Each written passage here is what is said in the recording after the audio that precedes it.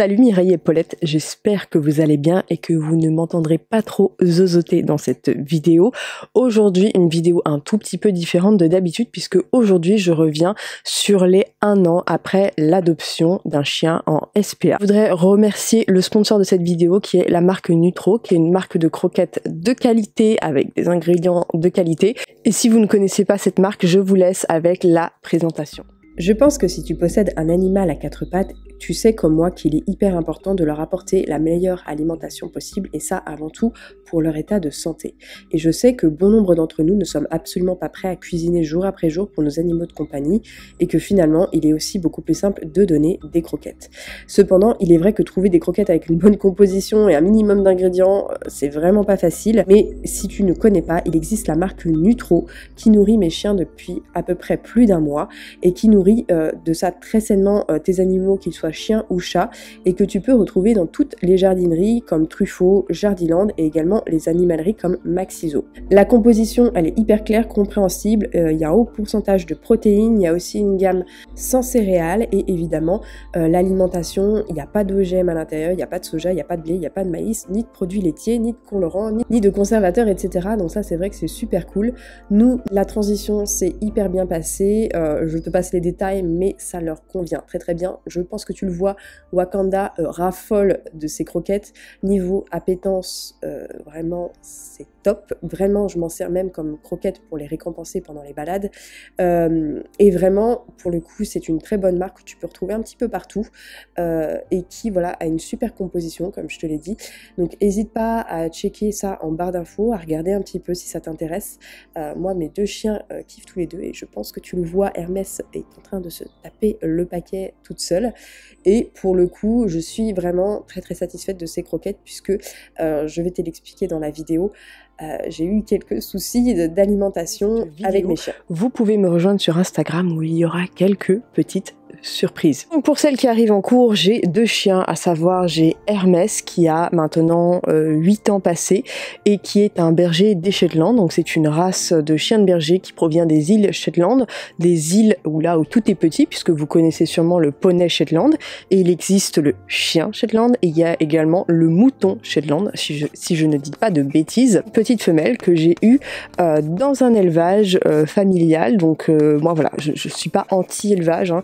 Je suis pas pro SPA non plus, je pense que chacun est libre de choisir selon ses capacités, parce que je rappelle que adopter un chien en SPA peut quand même amener à de grosses difficultés, comme je vais vous l'expliquer. Non plus de diaboliser tous les éleveurs ne font pas ça pour l'argent. Ok, on monétise un animal, mais faut pas oublier derrière qu'il y a des frais, hein. C'est-à-dire que les saillies, les éleveurs les payent, les échographies, ils les payent, les césariennes, ils les payent, les vaccins, ils les payent, donc il y a un moment, certes, ils monétisent le chien, mais tout ça coûte aussi pas mal d'argent. J'ai pris énormément de temps et de soins à choisir mon élevage et la dame qui tenait cet élevage, car maintenant elle n'en fait plus, elle est à la retraite, elle a également pris énormément de soins pour choisir les adoptants, pour vérifier que j'étais pas une personne qui allait potentiellement maltraiter ou abandonner son chien.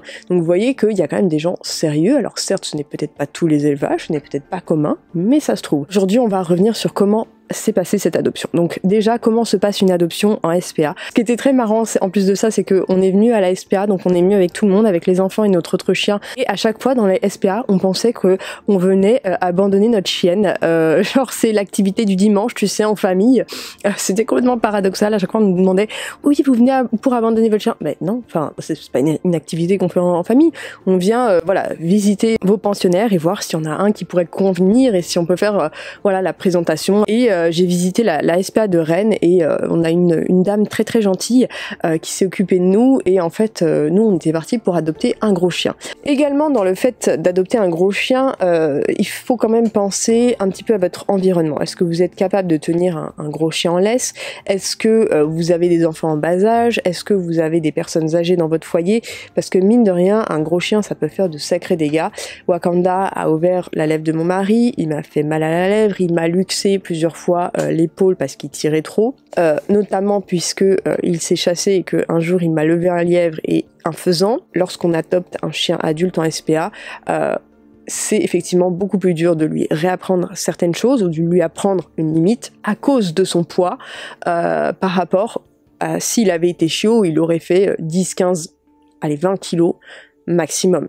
Voilà, c'est le genre de choses auxquelles il faut penser quand on adopte un chien. Est-ce qu'on a les capacités pour éduquer, si c'est un chiot en SPA, et rééduquer un chien adulte, voilà, c'est le genre de choses auxquelles on ne pense pas. Je pensais sincèrement que ça allait être plus facile. On a vécu des petites expériences qui nous ont mis de gros bâtons dans les roues, et ce qui fait qu'en plus de ça, le problème s'est installé et ça a fait un espèce de cercle vicieux. Bref, je vous explique ça. À chaque fois qu'on craquait sur une race, enfin sur un pensionnaire, alors nous on avait quand même des critères, c'est qu'on préférait quand même que ce soit une femelle, que ce soit un chien de berger par rapport aux qualités que nous on préfère chez certains chiens. C'est vrai que moi les chiens voilà, type mastif, tout ça, les chiens type primitifs, c'est pas du tout des types de races que je me sens d'avoir, car c'est complètement différent dans l'éducation, surtout pour les chiens primitifs, et c'est parfois beaucoup plus difficile. Et c'est vrai que j'ai naturellement un attrait pour les chiens de berger, j'ai été élevée avec un chien de berger, c'est vraiment voilà des caractéristiques qui me plaisent. C'est chez ces chiens-là, hyper dur à articuler avec une gouttière, bref. Mon mari a craqué sur un Rottweiler qui s'appelait Simba, et moi je ne voulais absolument pas de chien catégorisé, pour la simple et bonne raison, tout simplement à cause de la loi actuelle qui fait que ce sont des chiens qui sont obligés de porter une muselière et qu'on ne peut pas détacher, mis à part dans la sphère privée, et c'était pas comme ça que je voyais la vie pour ce chien-là. Enfin voilà, le laisser vivre tout le temps avec une muselière et la laisse, c'était quelque chose que je ne voulais pas d'un chien catégorisé. Enfin, vraiment, moi, ça me fait mal au cœur. Bonjour le délit de sale gueule des voisins. Enfin voilà, quand on a un Rottweiler, un chien noir en général, bon, vous voyez le type de stéréotype auquel on se heurte. À chaque fois qu'on craquait sur un pensionnaire, enfin voilà, on me disait bon alors lui il est comment et tout. En fait, on s'est très vite heurté à un problème, c'est que voilà, il était pas ok enfant, il était pas ok autre chien, ou elle était pas ok autre chien, ou alors elle avait un passif assez lourd, il avait été maltraité, etc. Donc c'est vrai que c'était assez voilà, à chaque fois on disait non ça va pas être possible, non ça va pas être possible, non ça va pas être possible. Donc on était là, bon ok. Chose à savoir, c'est que c'est le chien de mon mari, donc le choix final revenait à mon mari. Donc il y a une SPA aussi du côté de Châteaubourg, et finalement on est parti dans un autre refuge, et en fait mon mari a vu une photo en ligne d'un chien qui s'appelait Michoko à la base, et il a craqué dessus. Il a craqué sur le physique, qui était donc un bosseron, donc un berger de Beauce si vous ne connaissez pas, et un bosseron voilà, à côté d'un Rottweiler. Bon, c'est quand même assez similaire, on va pas se mentir, voilà, les gens confondent très souvent. Et donc on a été dans ce refuge, et il a été hyper impressionnant parce qu'il était très clos sur lui-même, enfin il y avait beaucoup de bruit, les chiens étaient très très agressifs. J'ai pas peur des chiens, mais là je vous jure j'étais pas rassurée, même si j'étais derrière une cage, tous les chiens étaient assez agressifs et tout. Et en fait on a traversé du coup toutes les cages comme ça, sans même pouvoir passer à côté des box parce que tous les chiens étaient hystériques, je ne vous mens pas. C'est une des pires expériences de ma vie en SPA. J'en ai vu 4 dans ma vie, voilà, celle-ci c'était la pire. Alors je sais qu'on peut pas généraliser, mais là pour le coup ça m'a mis un coup au cœur. Et là on voit donc ce chien Michoko qui, quand il nous voit, on l'a vu tout en, mais vraiment en dernier, et quand il nous voit, au lieu de sauter de façon agressive, alors je sais que c'est pas de l'agression pour l'agression, mais il a pas du tout eu ce comportement-là, et en fait quand il a vu les enfants, il s'est couché au sol et a commencé à leur faire des bisous. C'est-à-dire qu'on n'avait jamais vu cette réaction-là chez tous les autres pensionnaires qu'on a pu voir des refuges et des SPA. Et du coup bon on a fait une rencontre avec Hermès. Bon, la rencontre avec Hermès c'est pas hyper bien passé, mais bon, Hermès c'est une chienne un peu particulière, un petit peu harpie. Bon, si vous me suivez sur Instagram vous voyez très bien de quoi je veux parler. Et c'est une chienne qui ne se laisse pas faire malgré ses petits 8 kilos, et vraiment voilà, c'est une princesse, il faut lui donner les honneurs d'une princesse, il faut se présenter à elle voilà, en rampant au sol, ce que n'a absolument pas fait Michoko bien entendu. Et donc on a laissé quelques jours passer, et finalement nous avons adopté donc Michoko, qui est devenu donc Wakanda. D'ailleurs le choix du prénom ça a été un long truc. Mon mari voulait lui garder son nom de SPA, et je lui ai dit mais tu peux pas lui faire ça, enfin même pour sa vie future je peux pas lui garder son nom de SPA, etc. Je lui ai dit, moi j'adore les prénoms de dieux grecs pour les chiens, enfin de dieux en général, de prénoms mythologiques pour les chiens, j'adore ça. Voilà, je lui avais proposé Pandore, il a pas du tout aimé, Osiris, tout ça, Thor, etc. Et là je l'ai regardé, et mon mari je lui ai dit Wakanda, puisque c'était à l'époque du film justement des Black Panthers, etc. Et je lui ai dit Wakanda. Il m'a dit ok, tu m'as eu. J'ai dit bon, ça va. Donc les premiers jours ont été assez musclés. Enfin, Hermès est un chien, voilà, comme je vous ai dit, assez spécial. Mais Wakanda n'est était absolument pas méchant avec elle, il avait aucune once d'agressivité. Donc il était estimé à 1 an et demi, 2 ans, donc on connaît même pas son vrai âge. D'ailleurs, pour la petite histoire, Wakanda, on ne connaît absolument pas son passé, c'est-à-dire qu'ils l'ont trouvé errant dans la pampa et même pas pucé, rien. Donc il n'y a pas de propriétaire, on n'a absolument rien. Tout ce que je peux vous dire, c'est que c'est un chien qui a dû apprendre à se démerder par lui-même, puisqu'il sait chasser, il sait monter aux arbres. Je pense qu'il a dû manger dans les poubelles, puisqu'à chaque fois qu'il voit une poubelle, il peut pas s'empêcher voilà, d'absolument aller renifler dedans, ce qu'un chien, bon, normal fait, mais pas avec autant d'insistance. C'est un chien qui a appris à manger de tout, puisqu'il mange des légumes, des fruits, des mûres, enfin bref, il mange tout ce qu'il peut trouver, et je pense qu'il a vraiment dû crever la dalle, parce que il mange mes éponges, les chaussettes, les mouchoirs, enfin bref, tout ce qu'il peut trouver de masticable, on va dire, il le mange. Je pense que dans son passé, c'est un chien qui a vraiment dû crever la dalle, et c'est un chien également qui ne connaissait ni le collier ni la laisse.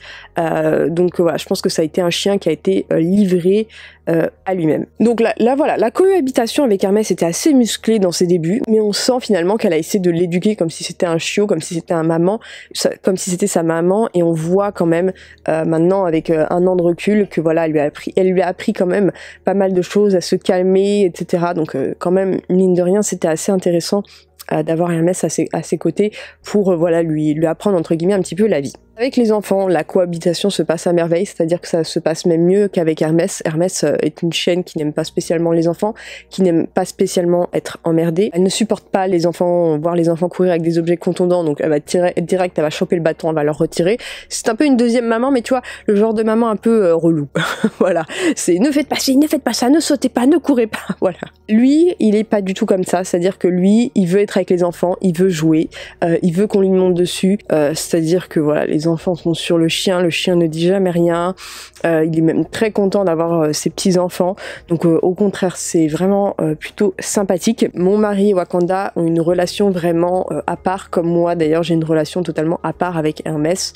Ça, je sais pas si c'est un truc typique des chiens de berger, et voilà, Hermès, elle n'a qu'un seul maître, c'est moi, même si elle écoute volontiers d'autres personnes, mais en revanche, Wakanda n'a qu'un seul maître et c'est mon mari, et par contre il n'écoute pas aussi bien les autres personnes. Donc au niveau de la routine de mes chiens, on va dire, c'est très très simple, hein. Donc comme je travaille à la maison, j'ai vraiment voilà, vraiment pas mal de liberté avec eux. Donc ils sont sortis une première fois vers 6h du matin, 6h30 à peu près. C'est une promenade purement hygiénique. Ensuite moi je vais leur refaire une seconde balade de minimum une demi-heure à 1 heure le matin. Donc ça va dépendre de la météo là également, puisque bon, des fois il pleut un petit peu beaucoup, voilà, en Bretagne, n'est-ce pas? Et Wakanda déteste la pluie, donc voilà, c'est un peu difficile de le faire sortir dans ces moments-là. Et donc après le midi se passe, et en général en fin d'après-midi, vers 16h, je refais une balade avec eux. Donc là pareil, ça va être soit une demi-heure, soit 1 heure, en fonction de ce qu'on a fait le matin. Et ensuite Wakanda va refaire une balade tout seul, là ça va être plutôt pour travailler, donc on va prendre en général des petites croquettes sur nous et on va le faire travailler, par exemple la marche en laisse, on va lui faire voilà, les stops, enfin voilà, des ordres à distance, stopper, etc. Et ça il va plutôt le faire avec mon mari, vu que voilà, il a une bien meilleure écoute avec mon mari, je vais vous l'expliquer tout de suite après. Donc vraiment l'éducation positive, ça peut même se faire avec un petit paquet de croquettes, hein. Vous n'êtes pas obligé d'acheter des friandises spéciales, machin patin couffin. Là les croquettes, en tout cas les Nutro, elles sont suffisamment appétantes pour les deux. Très clairement voilà, moi j'ai un petit sachet de croquettes que je mets à ma taille, que j'emmène avec moi quand je vais les promener. Utiliser l'éducation positive, le renforcement positif, parce qu'un chien ça fonctionne avec les associations d'idées, c'est-à-dire que voilà, si tu lui dis assis et que tu vas lui dire merci avec une croquette après, il va se dire ah, ok, dès que je m'assois j'ai une croquette, donc c'est bien, donc j'ai tout intérêt à m'asseoir la prochaine fois pour avoir des croquettes. Vraiment l'éducation positive, essayez vraiment de vous pencher là-dessus, il y a plein de chaînes éducatives sur YouTube qui sont très très intéressantes à ce niveau-là et que vous pouvez éventuellement perfectionner avec votre compagnon à 4 pattes. Et ils sont ressortis une dernière fois vers 22h, des brouettes, voilà, une dernière sortie purement hygiénique. Donc mes chiens sont sortis à peu près, allez, au minimum 1 heure par jour si vraiment il pleut des trompes de flotte, et sinon voilà, ça va entre 2h et 2h30 par jour, et évidemment ils ont le droit à des balades en forêt le week-end où ils sont en libre. Ils mangent 2 fois par jour, donc les croquettes Nutro évidemment. Alors ils ont franchement ils adorent ces croquettes, c'est-à-dire qu'ils ont aucune difficulté d'appétence. Moi j'avais déjà testé, vous savez, les croquettes avec les paquets de croquettes avec les noms des chiens dessus, tout ça j'avais déjà reçu. Hermès avait détesté, pourtant Hermès elle est pas compliquée, elle mange même du vomi, donc enfin voilà. Là Hermès ne voulait absolument pas les manger, et pour une fois là aucun souci, donc elle, je lui ai pris des croquettes un petit peu plus allégées parce qu'elle est vieillie, n'est-ce pas? Elle aime vraiment ses croquettes, et elle va même dans la gamelle de Wakanda lui chipper, c'est-à-dire que elle essaie de manger plus vite que lui, et ensuite elle va dans sa gamelle et lui se pousse et la laisse bouffer dans sa gamelle.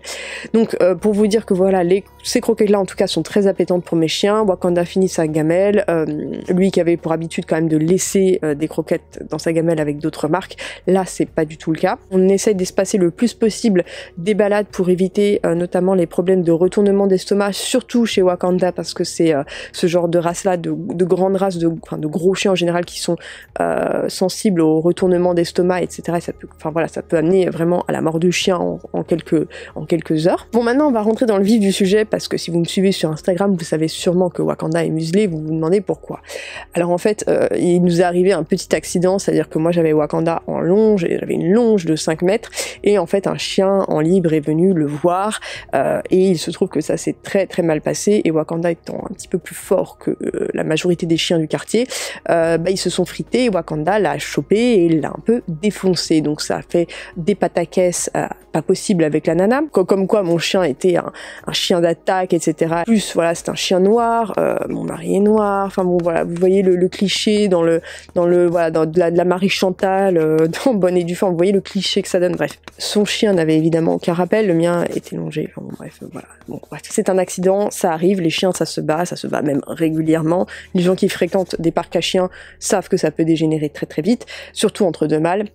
Et donc en fait, à partir de ce moment-là, moi j'ai développé un certain stress au moment de le sortir, parce que c'était vraiment très compliqué, et en fait il s'est mis à faire de la défense, c'est-à-dire que au moindre bruit il était en alerte, etc. À la moindre bricole, et ça l'a vraiment angoissé. Donc on a pas mal travaillé, on a vu plusieurs éducateurs. Bon, malheureusement j'ai vu un éducateur qui m'a proposé une méthode qui était absolument pas adaptée à mon chien, avec une longe, enfin voilà, alors que il pèse quand même 45 kg, tenir un chien de 45 kg en longe quand il décide de tirer, c'est pas possible, enfin bon bref.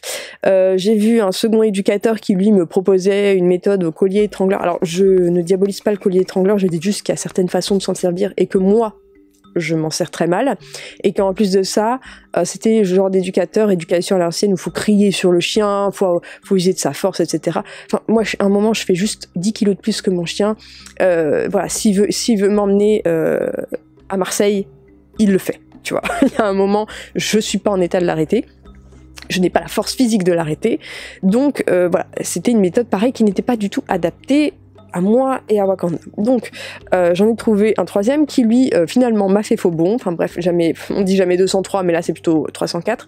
Donc là pour l'instant je recherche un éducateur, parce que bon, ça a pris pas mal de temps, parce que le confinement, blablabla, bref, c'est quelque chose un dossier sur lequel je vais me remettre, parce que vraiment les croisements avec moi et Wakanda c'est un carnage, c'est-à-dire qu'il se met sur le mode défense, il veut pas qu'un chien m'approche, etc. Donc je travaille le renforcement positif avec lui, mais il y a un problème, c'est que je vis en campagne et il y a énormément de gens qui laissent leur portail ouvert avec les chiens en liberté, et ça m'est plusieurs fois arrivé de me retrouver face à face avec un chien, pas de maître, et le chien nous fonce dessus en aboyant. Donc forcément Wakanda du coup a associé l'idée que quand il est avec moi, dès qu'il voit un chien, le chien est méchant, il veut nous bouffer, il veut bouffer Hermès, donc lui il va protéger Hermès coûte que coûte, et donc bah bim, il va le choper.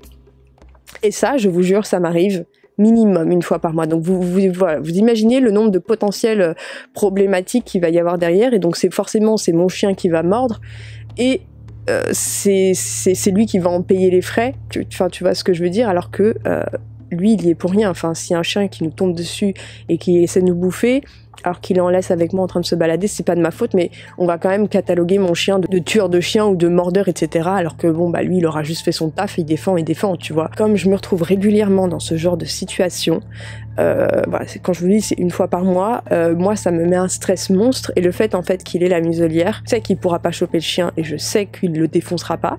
Donc ça déjà, ça me permet, tu vois, de me calmer par rapport à ça. Ça me permet aussi de travailler plus sereinement, voilà, de pas être autant stressée, de voir plus travailler, on va dire, sa rééducation et de l'apaiser dans ce sens-là. Donc ça nous a tiré pas mal d'affaires plusieurs fois. J'aimerais quand même à terme lui enlever, mais je pense qu'il va falloir qu'on passe pas mal de cours en collectif et de croisements de chiens avec moi pour que justement il associe cette idée de on croise un chien, même si le chien ne nous regarde pas, que ce chien n'est pas forcément méchant et qu'au contraire il peut sympathiser avec lui. Alors il a aussi un autre problème, c'est qu'il n'est pas du tout codé, c'est-à-dire que voilà, il ne sait pas vraiment très bien comment se comporter. C'est-à-dire qu'il se présente comme une brute, il fonce sur le chien, même s'il est très content et tout. Un petit chien qui voit arriver un gros bazar de 45 kilos, bon, vous comprenez que la réaction en face n'est pas forcément amicale, et donc ça peut amener également à d'autres conflits, etc. Donc c'est vrai que voilà, il y a plein de travail à faire sur lui. Mais par contre, si c'est mon mari qui le promène et qui rencontre d'autres chiens, il n'y a aucun souci. Donc vous voyez que ça peut très bien se passer avec un membre de sa famille, mais pas du tout avec une autre personne, tout simplement par association d'événements. Moi, ça me pèse, hein, parce que finalement, je voulais pas de chien catégorisé, mais je me retrouve quand même avec un chien catégorisé que je peux pas vraiment lâcher, parce que on sait jamais si je croise quelqu'un au beau milieu des champs qui a décidé de lâcher son chien, etc. Enfin bon, bref, vous voyez le pataquès que ça fait. Autre difficulté qu'on a, c'est que Wakanda, comme je vous l'ai dit, est un chien qui n'a pas une santé de fer, comparé à Hermès. Hermès, vraiment, voilà, elle a eu 2 gastro dans sa vie, c'est tout. Je vous ai dit, c'est le veto qui m'appelle. Là, en un an, je vous ai dit, on a été quand même plus d'une dizaine de fois chez le vétérinaire. Donc il y a eu des problèmes de transit liés aux croquettes, et il y a également un problème qui, moi, me fait penser quand même à des problèmes cardiaques. C'est qu'un jour, on se baladait tranquillement avec ma mère et mes enfants, donc on marchait à une vitesse d'enfant, donc c'est pas très rapide. Il faisait beau ce jour-là, mais il faisait pas extrêmement chaud, et il a fait un malaise, il est tombé dans les pommes, donc c'était un coup de chaleur, et il est tombé dans les pommes. Il faisait pas extrêmement d'exercice, on courait pas, etc. On le faisait pas courir, c'était vraiment de la marche au pas, très tranquille. Et donc voilà, donc il a fait un malaise, donc on l'a emmené chez le véto, il a rien vu d'anormal, il en a conclu un coup de chaleur. Après, voilà, il a quand même beaucoup plus de problèmes de santé qu'Hermès, mais c'est le genre de choses auxquelles forcément on ne pense pas quand on adopte en SPA. Alors bien évidemment, un chien peut avoir des problèmes de santé même quand on l'adopte en élevage, et c'est vrai que comme là on n'a pas d'historique, c'est vrai que ça peut, c'est quelque chose à laquelle il faut penser, éventuellement prendre une mutuelle pour animaux. Ceci dit, pour ne pas finir sur une note négative, il y a quand même eu énormément d'améliorations avec Wakanda, donc on arrive quand même maintenant à croiser des chiens, alors à une certaine distance, hein. On va pas se croiser sur le même trottoir, hein. Voilà, ne soyons pas fous, mais voilà, si on se croise par trottoir interposé, on a quand même une bien meilleure gestion, surtout grâce à l'éducation positive, au fait de donner des croquettes à chaque bonne action. Et moi j'avoue, j'engueule un peu, hein, quand il va trop loin quand il monte trop en pression, etc. Je l'engueule un peu pour lui montrer que vraiment là il est allé trop loin, mais voilà, on arrive quand même de plus en plus à avoir une amélioration de son comportement, et il se zénifie au fur et à mesure. Alors après, évidemment, ça serait beaucoup mieux, enfin de la rééducation, et de la rééducation notamment en collectif, je sais que ça serait beaucoup mieux, mais c'est vrai que le contexte actuel, comme vous le connaissez, moi depuis mars, le mec il m'a planté fin février, mi-mars, bim, les choses ont fait que j'ai pas pu vraiment me remettre dans son éducation, mais c'est quelque chose que je veux perfectionner, parce que j'aimerais vraiment lui enlever cette muselière, parce que ça me pèse de le voir comme ça, et que je sais qu'en plus de ça, avec mon mari, il y a aucun souci, mais que le souci il est vraiment avec moi, et ça me fait encore plus mal au cœur, que ce soit à cause de moi qui se balade comme ça. Alors ça ne nous empêche pas de sortir, ça ne nous empêche pas de vivre, mais c'est vrai que voilà, moi je me sens un peu coupable. Bref, Mireille et Paulette, n'hésite pas à aller faire un tour sur le site de Nutro, parce que pour le coup c'est vraiment de bonnes croquettes avec une bonne compo que tu trouves facilement dans mon Jardiland également. Donc voilà, n'hésite pas à checker ça. Merci à eux d'avoir permis de raconter mon histoire, celle d'Hermès accessoirement, avec Wakanda. J'espère que je vous aurai instruit par rapport à l'éducation d'un chien, par rapport à comment ça peut se passer lorsqu'on adopte en SPA. Je serais ravie d'avoir vos expériences dans les commentaires pour essayer d'éduquer le plus possible sur ce qu'est adopter un chien en SPA, et surtout la rééducation d'un chien, et de pas non plus tout bisounourser comme ça, on se dit oui on va adopter un chien en SPA, c'est génial, on fait un geste, on fait un sauvetage, d'avoir ce discours totalement binaire, et que les personnes derrière déchantent totalement et se disent ah mais en fait c'est pas du tout ce que je pensais. J'espère vraiment que j'aurais pu nuancer vraiment ce discours et surtout de vous avoir dépeint un tableau réaliste qui vous permettra d'appréhender et de comprendre cette adoption vraiment dans son ensemble et de vous avoir dépeint tout simplement ma réalité avec ses avantages et ses inconvénients parce qu'il y en a également. En tout cas Mireille et Paulette et les polos, j'espère que cette vidéo vous a plu. Je vous fais plein de bisous et je vous dis à très bientôt pour la prochaine vidéo. Bye bye.